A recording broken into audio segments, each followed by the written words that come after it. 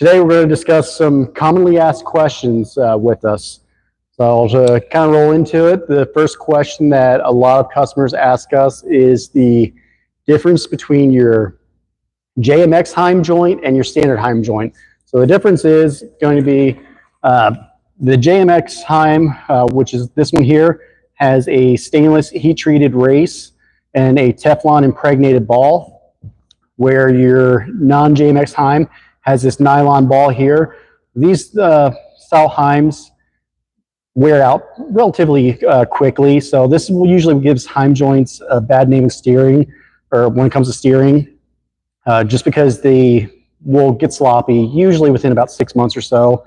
I personally have actually run these JMX Heims in one of my Jeeps for about 6.5 years before I had to go through and I upgraded my steering and I just replaced them. The Heims are still good, so I just basically repurposed my old steel steering kit that we have and built an anti-wrap bar for my spring over YJ and used those Heims in that still when I switched to an aluminum steering. So it's a really nice tight Heim. Like this ball here, you can see I can barely move it at all. You can usually have to put a bolt or something like that through here to get it to move. So a lot of people will say like it feels like it's seized up, but it's not seized. It's just a very tight joint. It will wear in eventually, but it's just far superior compared to this one, where you can just basically take the ball and spin it around relatively easily. So that's one thing. And with these Heims here, I just clean mine with just regular soap and water. I do avoid mud. I'm mainly a rock crawler, but like a dry lube or something like that, if you do want to lubricate it, that's great, so it won't attract a bunch of dirt. Another question that we get a lot of questions about are our belly pans. What differentiates us from others? A lot of that is going to be the material that we use. A lot of our competitors use a 50-52 aluminum, which is a softer aluminum. It can gull up on rocks.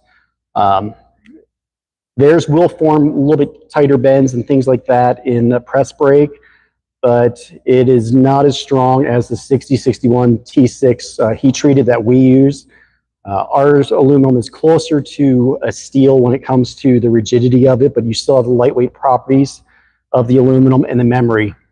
It can't be bent as easily as a steep angle, but it's just more dense, and that's why we don't need to UHMW or anything like that. Ours doesn't gull up. After years of abuse, you can just run your hand along it. You won't have any burrs, nothing like that. You'll get a little bit of oxidation from where you hit it on a rock. You'll get like a black mark after a while under it, but there's relatively no rust. Well, there is going to be no rust with it. Even our bracketry is going to be zinc-plated steel brackets on them, and it's all stainless or magnetite-coated hardware in some applications as well, which is the OEM grade. So it's just the fit and finish, and it's all made here in-house in Utah. So that's something that we actually really take pride in, is making sure everything's done from start to finish, and we can just make sure it has the most quality out there. Another thing that we get a lot of questions about are our bumpers. Mainly the front bumpers, like on the Gladiator behind us. This is a Nighthawk, or actually this is a Bantam series bumper. The Nighthawk series bumper was the first bumper line that we offered, which we have for the JKs, the JLs, and the JTs. That is something that somebody wants to run if they do not want to do a frame chop, and it's 100% bolt on, and it even accepts the factory fog lights. It's like a JK style fog light with that bumper. Bantam style does not have any provisions for your fog lights, and it is a frame chop bumper. So you're going to cut depending on the Jeep, 4 to 5 inches off the front of the frame with that Bantam bumper, and it's much tighter. It's narrower as well, so it's definitely a stubby bumper that's high clearance. But we do have like a Bantam bumpers for the rear of the Gladiator. Had a couple guys ask us about those as well. Some people are like, "Oh, do you have to cut the bed sides with this?" And the answer is yes and no, and it's depending on the option. Since that is a modular bumper, you can start with just a center section or a full non-cut side pod, which still increases the clearance over the factory bumper does, and you do not have to trim the bed sides at all. But if you choose the high clearance comp cut rear corner options, those ones you do have to trim up the sides of the bed. I want to say it was about 4 or 5 inches or so. on the sides. You're basically measuring down 22¼ inches from the top of the bedside down and making your cut straight across the back for the comp cut version of that bumper. And I think we get a lot of questions about, are you doing a Balaam series rear bumper for the JLs? Yes, we are going to be doing that. It's coming soon. How soon? I want to say hopefully by the first quarter of spring, possibly sooner for that, along with a bunch of other products that we can't talk about yet. So keep an eye on our website. You guys are going to find a bunch of stuff that's new and people have been asking for a long time coming out. It's going to be an exciting third and fourth quarter for us as far as parts. And then probably the final question I get about a lot is your steering kits for the Super Duties, like the weldable knuckles, things like that.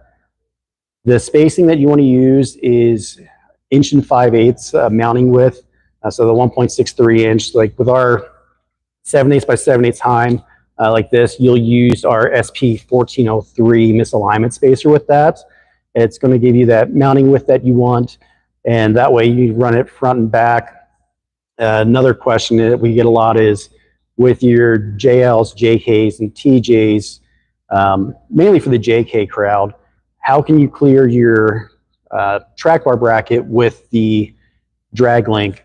So a little secret that one of our builders that he's been supporting us for years, the Jason Addictive down in Texas, he puts about a 30-degree bend right in the bung, right at the end of the drag link. And it actually, when you full sweep, it allows your drag link to clear your track bar. So we've done it in a couple of our employees' vehicles here. Works phenomenal. So I got to give him a shout out with that.